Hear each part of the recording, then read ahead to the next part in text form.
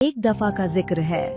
एक घने जंगल के बीचों बीच दरख्तों के दरमियान छुपी हुई एक छोटी सी झोंपड़ी थी, जहां एक बूढ़ी औरत 3 लड़कियों के साथ रहती थी। तीनों लड़कियां निहायत खूबसूरत थीं, लेकिन सबसे छोटी सबसे ज्यादा हुसीन थी। बूढ़ी औरत उन्हें सुबह सवेरे से रात गए तक मुसलसल काम करवाती। वो सोने जैसे धागे को बारीक और नफीस सोत में तब्दील करती थीं। जो ही एक तकला मुकम्मल होता, फौरन दूसरा दे दिया जाता, ताकि उन्हें एक लम्हे का आराम भी नसीब ना हो। ये धागा निहायत बारीक और बेऐब होना जरूरी था। जब काम मुकम्मल हो जाता तो बूढ़ी औरत सोत को एक खुफिया कमरे में बंद कर देती। वो साल में 2 या 3 बार दूर दराज सफर पर जाती और 6 दिन के बाद वापस आती। इसलिए लड़कियों को कभी इल्म न होता कि वो क्या लाती है। न ही वो कभी बताती कि ये सोने का धागा कहाँ से आता है या उसे किस मकसद के लिए इस्तेमाल किया जाता है।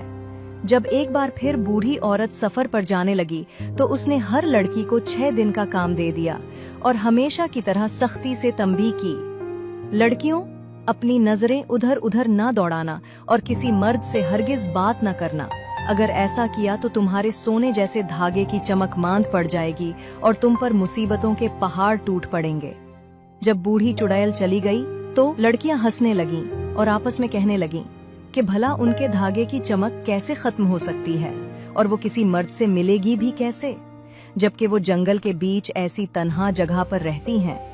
बूढ़ी औरत के जाने के तीसरे दिन एक नौजवान शहजादा जो शिकार के लिए जंगल में आया हुआ था, अपने साथियों से बिछड़ गया और रास्ता भटक गया।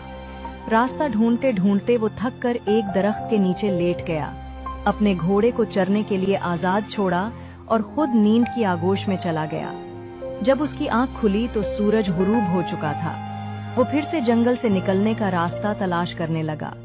कुछ ही देर में उसे एक तंग सा रास्ता नजर आया और वो खुशी खुशी उस पर चल पड़ा।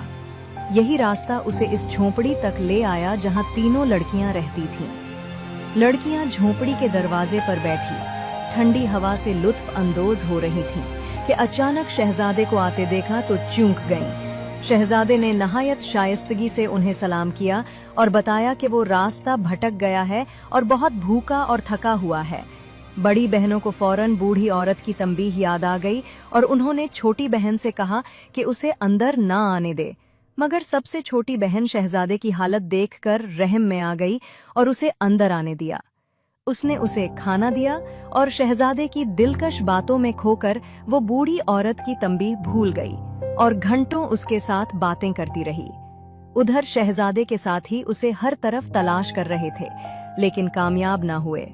उन्होंने बादशाह को उसके गुम होने की खबर भिजवाई। बादशाह ने फौरन सिपाहियों का एक दस्ता रवाना किया। 3 दिन की तलाश के बाद वो आखिरकार इस झोंपड़ी तक पहुंच गए। शहजादा जाने से पहले सबसे छोटी लड़की से वादा करके गया कि वो वापस आएगा और उसे अपनी दुल्हन बनाएगा।